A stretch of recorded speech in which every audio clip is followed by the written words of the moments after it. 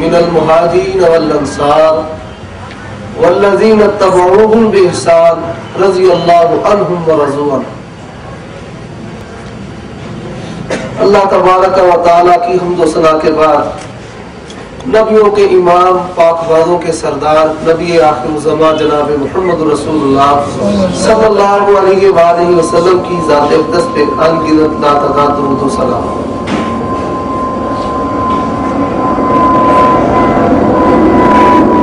اللہ خالق و مالک نے انسانیت کی رشد و ہدایت کا جو سلسلہ آدم علیہ السلام سے شروع کیا اور محمد رسول اللہ صلی اللہ علیہ وآلہ وسلم پر مکمل کر دیا، الیوم اکملت لکم دینکم واتممت علیکم نعمتی ورضیت لکم الاسلام دینا۔ آپ کو جو پروٹوکول تھا وہ کیا تھا؟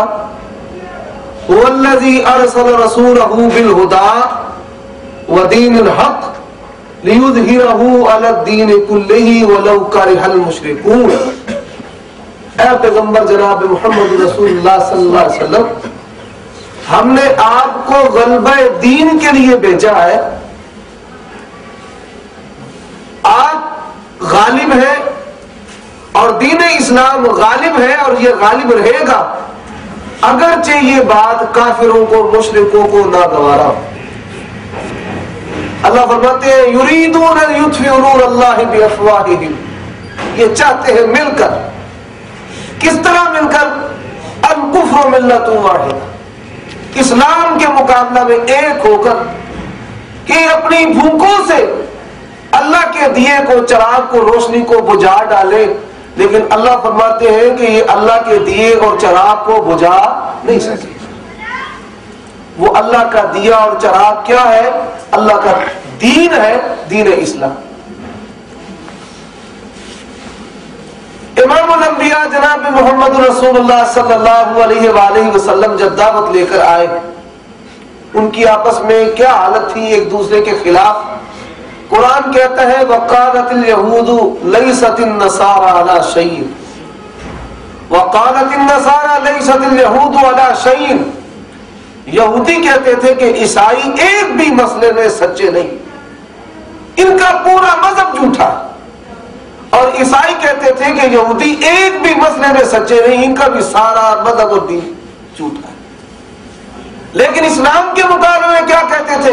قالوا کونوا ھودا او نصارى تہتدوا، محمدی نہیں بننا، تم مسلم نہیں بنو، یہودی بن جاؤ، عیسائی بن جاؤ، تم ہدایت یافتہ ہو۔ اسلام کے مقابلے میں کیا کہتے تھے؟ یہودی بن جاؤ یا عیسائی بن جاؤ۔ اب اللہ کے پیغمبر جناب محمد رسول اللہ صلی اللہ علیہ وسلم آئے، اللہ کا دیا جو ہے وہ روشنی، چراغ جلا، عالم میں، اطراف میں، اکناف میں اس نظام کی، اس دیے کی روشنی پھیلی۔ جو رہزن تھے وہ رہبر بن گئے، جو لٹیرے اور ڈاکو تھے وہ محافظ بن گئے، جو اشعار اور نثر کے گویے تھے وہ اللہ کی کتاب اللہ قرآن مجید کے قاری بن گئے، اور جو انصاب کو یاد رکھنے والے تھے وہ محدث زمان بن گئے۔ ابو ہریرہ رضی اللہ تعالیٰ عنہ، رسول اللہ صلی اللہ علیہ وسلم نے ایک انقلاب برپا کر دیا۔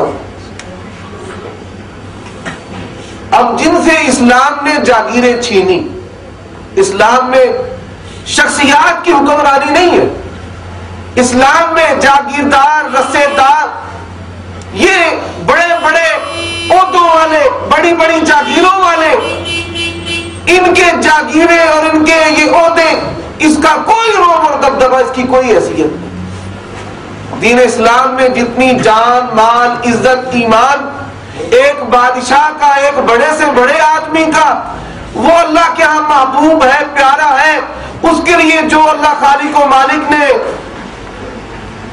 اس کے خدشات کو ختم کرنے کے لیے تحفظات دیے ہیں، وہ تحفظات اللہ خالق و مالک نے ایک عام آدمی کو بھی دی۔ اب رسول اللہ صلی اللہ علیہ وسلم آئے، اسلام غالب ہوا، غلبہ اسلام کے نتیجے میں اللہ کی زمین پر اللہ کا نظام نافذ ہوا، جو ان کی جھوٹی بادشاہتیں تھیں، حکومتیں تھیں، وہ ختم ہو گئی، ان سے چھن گئی۔ ان لوگوں نے اپنے دلوں میں اپنی حکومتیں اور شہنشاہتیں ختم ہونے کی وجہ سے اسلام کے خلاف ایک نفرت اپنے دلوں میں بٹھا لی۔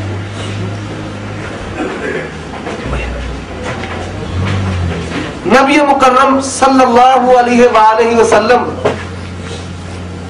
جب اس دنیا سے رخصت ہوئے، آپ کے رخصت ہونے کے بعد سیدنا ابو بکر صدیق رضی اللہ تعالیٰ عنہ کی خلافت کا دورہ، داخلی فتنے بھی موجود، خارجی فتنے بھی موجود۔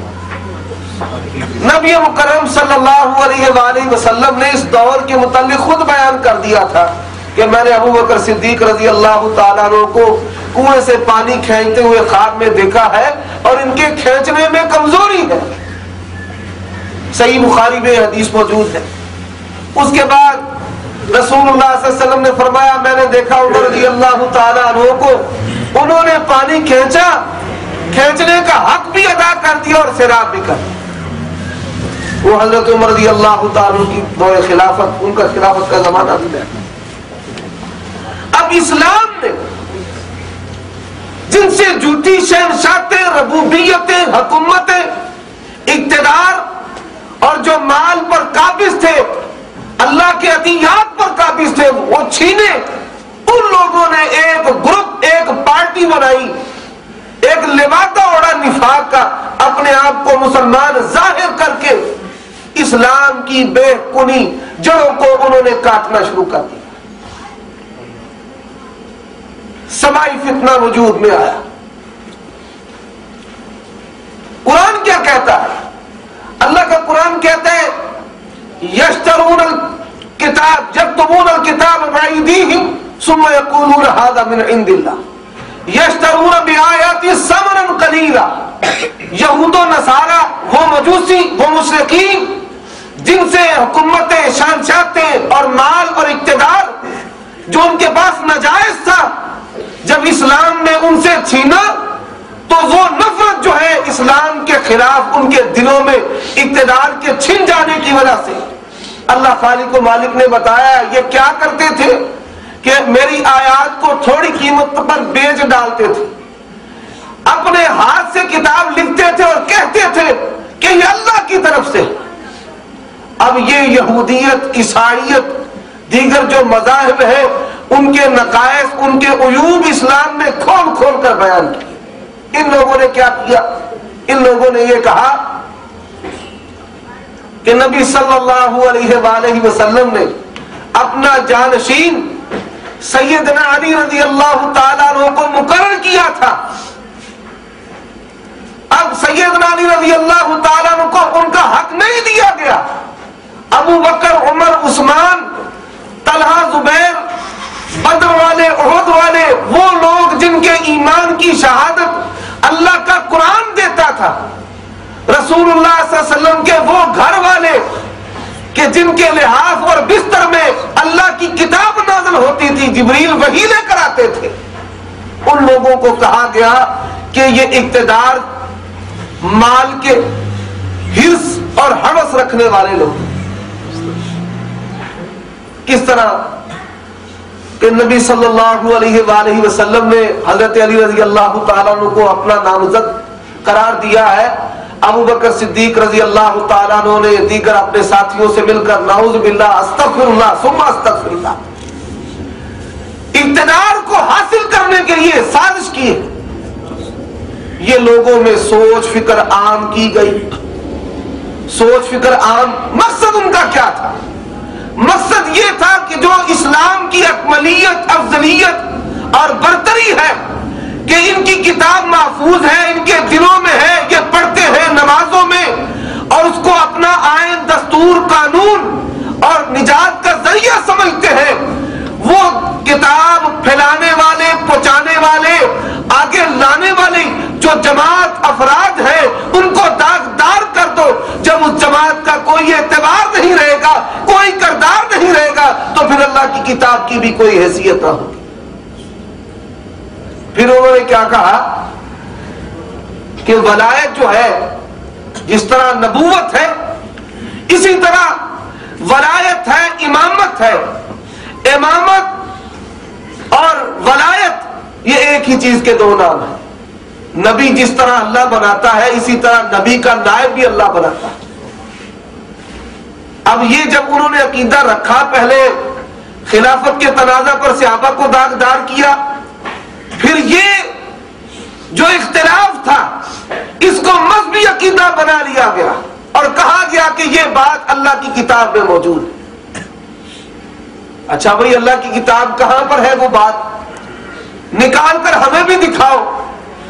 جی ابو بکر، عمر، عثمان، یہ جو صحابہ ہیں نعوذ باللہ استغفر اللہ، انہوں نے کتاب اللہ میں تحریف کر دی ہے اور وہ جو آیات ہیں وہ کتاب اللہ قرآن مجید سے نکال دی۔ اصول کافی میں موجود ہے، کیا لکھا ہوا ہے کہ موجودہ جو قرآن مجید ہے، آج جو مخصوص طبقہ اس مہینہ کو بڑے عقیدت و احترام کے ساتھ منا رہا ہے، ان کی یہ بنیادی اور اولین حیثیت رکھنے والی کتاب اس میں موجود ہے کہ جو موجودہ قرآن ہے اس کا ایک لفظ، ایک حرف بھی اصلی قرآن کا نہیں۔ اصلی قرآن کہاں ہے؟ موجودہ قرآن مجید کی 6000 کے لگ بھگ آیات ہیں۔ اصلی قرآن کی کتنی آیات ہیں؟ 17000 آیات ہیں، اور موجودہ جو 6666 آیات یا 6000 کے لگ بھگ آیات ہیں، یہ اصلی قرآن کا ایک حرف بھی نہیں۔ یہ پھر انہوں نے عقیدہ پیش کیا، کیا کہا؟ ارتد اصحاب النبی صلی اللہ علیہ وسلم، رسول اللہ صلی اللہ علیہ وسلم کی وفات کے بعد آپ کے سارے صحابہ نعوذ باللہ استغفر اللہ مرتد ہو گئے۔ وہ جماعت کے جس جماعت کے تزکیہ، جس جماعت کی ایمان، جس جماعت کی مودت و محبت، جس جماعت کی اطاعت و فرما برداری، جس جماعت کی قربانیاں اللہ نے قرآن مجید میں بیان کی ہے، اللہ کہتے ہیں وَاعْلَمُوا أَنَّ فِيكُمْ رَسُولَ اللَّهِ لَوْ يُطِيعُكُمْ فِي كَثِيرٍ مِّنَ الْأَمْرِ لَعَنِتُّمْ وَلَكِنَّ اللَّهَ حَبَّبَ إِلَيْكُمُ الْإِيمَانَ وَزَيَّنَهُ فِي قُلُوبِكُمْ وَكَرَّهَ إِلَيْكُمُ الْكُفْرَ وَالْفُسُوقَ وَالْعِصْيَانَ أُولَٰئِكَ هُمُ الرَّاشِدُونَ۔ فرمایا یہ وہ جماعت ہے کہ جن کے دلوں میں اللہ نے ایمان کو فٹ کر دیا، اللہ نے ایمان کو فٹ کر دیا، مزین کر دیا، کفر کی، گناہ کی نفرت ڈال دی ہے۔ اولئک هم الراشدون۔ اللہ کی زمین پر اگر کوئی ہدایت یافتہ جماعت ہے تو وہ محمد الرسول اللہ کے ساتھ۔ اللہ کیا کہتے ہیں؟ والسابقون الاولون من المہاجرین والانصار والذین اتبعوہم باحسان رضی اللہ عنہم ورضوا عنہ۔ قرآن اس کی ترجمانی دوسرے مقام پہ کرتا ہے والذین